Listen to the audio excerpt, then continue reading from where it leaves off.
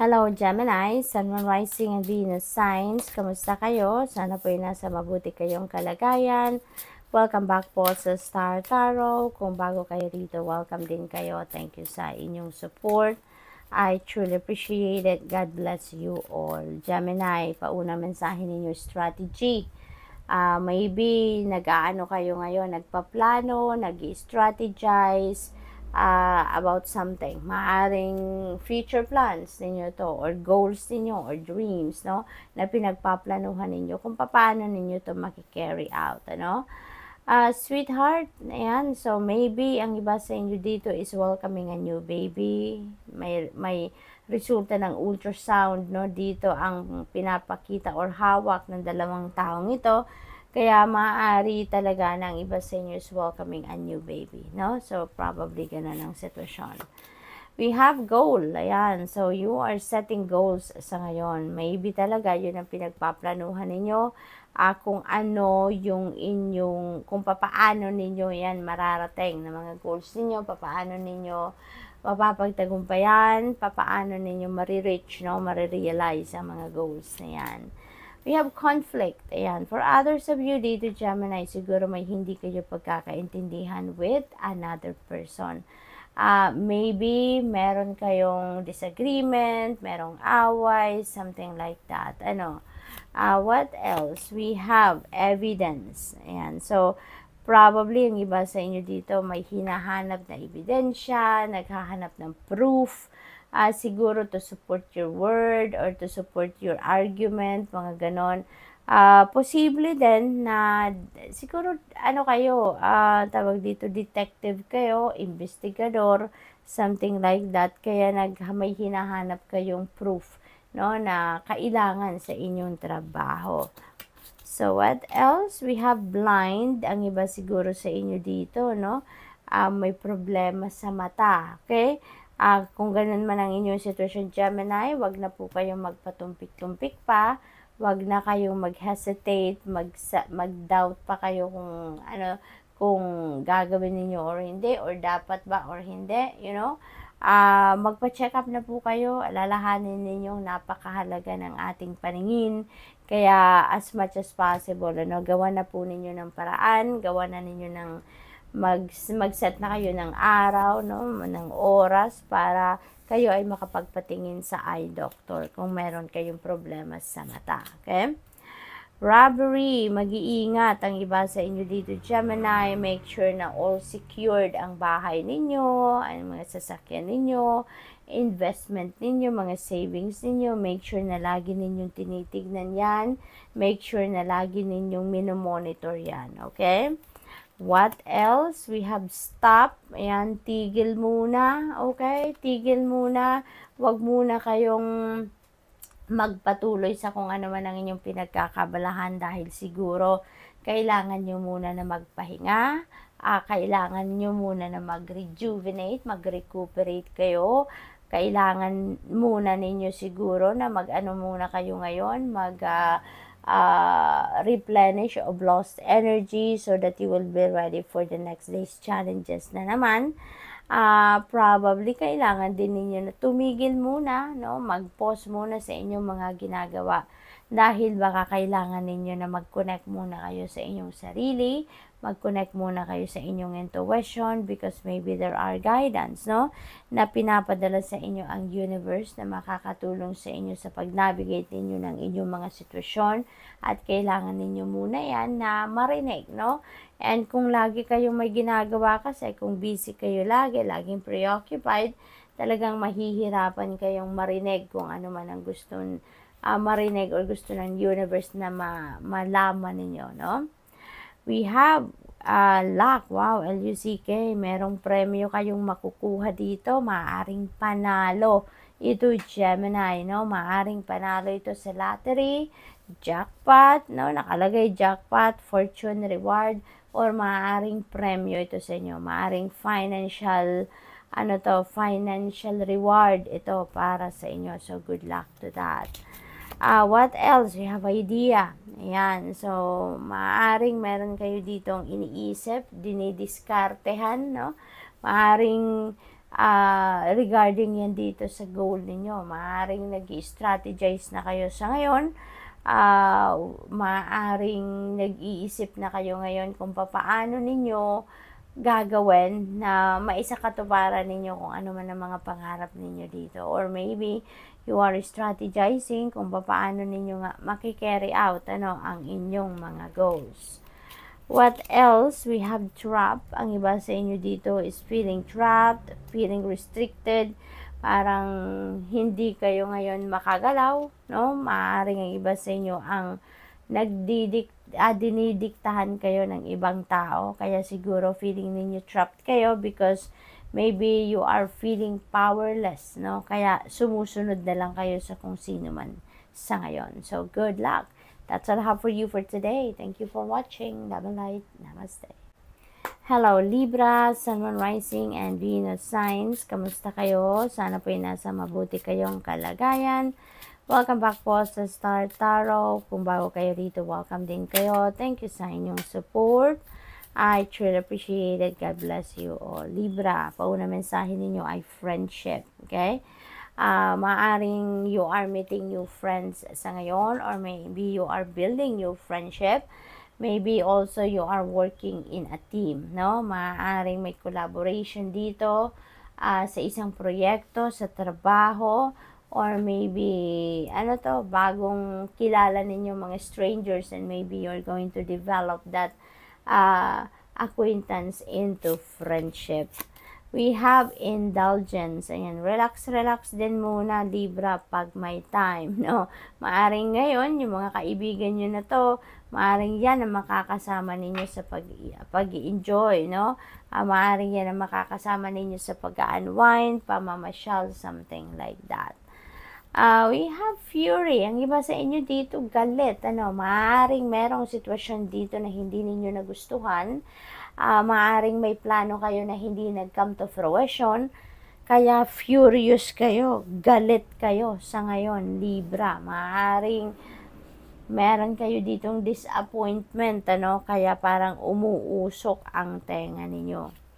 What else? We have evidence. Ayan, so maaring yung ebidensya na to, yung proof na to, siguro related yan dito sa sitwasyon ninyo sa fury, no? Maaring maghahanap kayo ng proof para mapatunayan ninyo kung anong sinasabi ninyo, kasi maaaring meron kayong statement na hindi pinaniniwalaan ng iba, kaya kayo nagagalit. So now, maybe you are looking for proof para masuportahan yung inyong statement or masuportahan kung ano man ang sinabi ninyo dito, no? Probably din, ang iba sa inyo, trabaho nyo talaga ang mag-imbestiga, no? Maaaring detective talaga kayo, no? Family, maybe this is what you are focusing right now as well, Libra, yung pamilya ninyo. Maaring you are also focusing on pagbibuild ng inyong pamilya or paglilay ng solid foundation sa inyong relationship within your family unit, no? What else? Bully. Yan, so siguro binubuli kayo ng ibang tao, kaya din siguro kayo nagagalit. Maaring ito din yung dahilan ng galit ninyong nararamdaman dahil siguro pinagchichismisan kayo ng ibang tao, nalaman ninyo, or maaring merong mga sinasabi directly sa inyo ang ibang tao, no?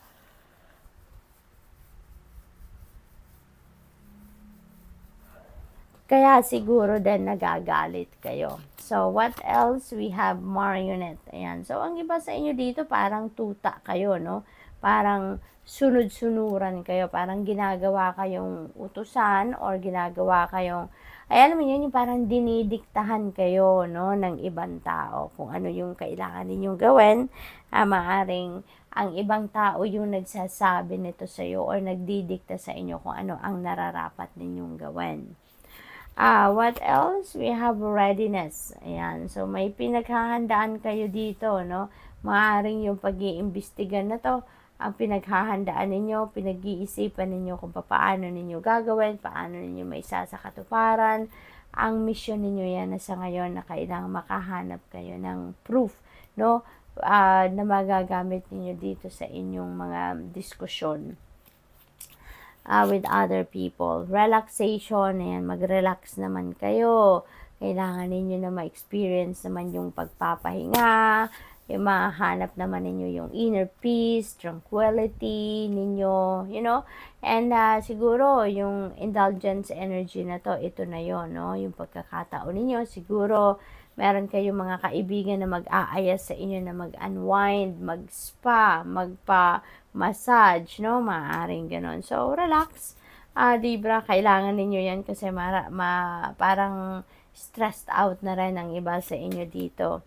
You are going to travel, no? For some of you then, this is travel, this is an adventure, so definitely you are ready to explore something new dito or something na siguro lugar, no, pupuntahan ninyo na hindi pa ninyo napupuntahan before. What else? We have imagination. Ang iba sa inyo dito siguro nag-iisip, no, maybe you are imagining kung ano yung gusto ninyong marating, kung ano yung gusto ninyong gawin in the future, or kung ano man yung inyong pangarap, no? Maybe you are visualizing kung ano ang inyong mga dreams, or maybe you are visualizing kung ano yung mga gusto ninyong mangyari sa buhay ninyo, ano? So, probably ganun din ang ganap. So, good luck. That's all I have for you for today. Thank you for watching. Love and light. Namaste. Hello, Aquarius, Sun, Moon, Rising, and Venus signs. Kamusta kayo? Sana po nasa mabuti kayong kalagayan. Welcome back po sa Star Tarot. Kung bago kayo dito, welcome din kayo. Thank you sa inyong support. I truly appreciate it. God bless you all. Una mensahe ni Aquarius, we have schedule. Ayan. So, maybe punong-puno ang schedule ni Aquarius. Busy siguro kayo. You have too much on your plate. Kaya marami kayong kailangang gawin, no? Kaya siguro, kailangan ninyo dito na i-organize ang inyong schedule. Tignan ninyong maigi, no? Kung ano yung kailangan ninyong gawin. Kailangan ninyong magplano. What else? We have withdrawal. Ayan. So, dito naman, parang, ano to, parang, tawag dito, ito yung, vices siguro ninyo, ano? Maybe ang iba sa inyo dito nagsisigarilyo, and maybe you are planning to withdraw from doing so, or probably iba pang klaseng vices, no? Maaring sugal, maaring titigil na din kayo dyan, pag-iinom, so maaring titigil na din kayo dyan, ano? We have blessing. Wow, napakaganda. This is a time for plenty. Ang daming ganap, ang daming biyayang parating sa inyo dito, Aquarius. Maaring you are going to be feeling fulfilled then at this time. Maybe you are going to be enlightened then, no? Sa ngayon, kung ano man ang inyong pinag-iisipan, maaring you are going to be enlightened then sa ngayon. So this is really a beautiful energy na may mga biyayang parating sa buhay ninyo.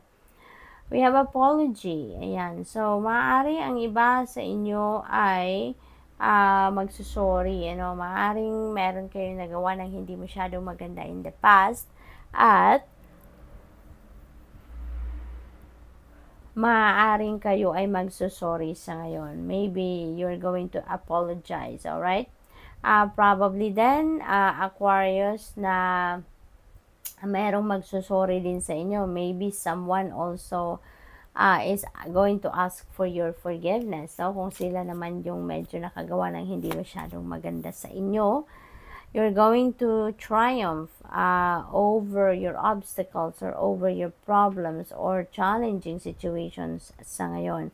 Maaring magkakaroon na din kayo ng tagumpay, may experience niyo yung victory ninyo, meron na kayong achievements and accomplishments sa ngayon sa buhay ninyo, at ngayon talagang magtatagumpay, no? Victorious ang datingan ni Aquarius sa ngayon. Malalagpasan nyo na kung ano man ang hirap na pinagsisikapan ninyong malagpasan. May mga regalo kayong matatanggap. Maaaring tangible gift ito, yung material na bagay, or kung hindi naman, maaaring work opportunity ito. Maaaring meron ditong ano din, promotion, pay raise, maaaring gano'n ano, na maibibigay sa inyo at this time. We have trap, and so feeling restricted ang iba sa inyo. This could be restrictive energy. So, siguro ang iba sa inyo, feeling ninyo powerless kayo, wala kayong magagawa. Feeling ninyo siguro hindi kayo makagawa ng kung anong gusto ninyong gawin dahil may nagbabawal. May nagsasabi sa inyo kung ano ang dapat ninyong gawin lang, no? May limitasyon siguro. What else? We have real estate. Ayan. So, maganda. Maaring nasa real estate business kayo, nagtatrabaho, buy and sell ng bahay at lupa, no? Maaring ganun ang inyong ginagawa. That could be your profession as well, ano? Siguro nasa realty business talaga kayo.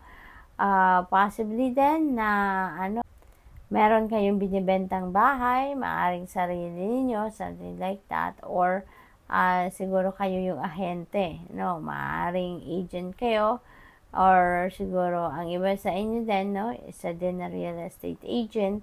So, good luck to that. So, good luck, and that's all I have for you for today. Thank you for watching. Love and light. Namaste.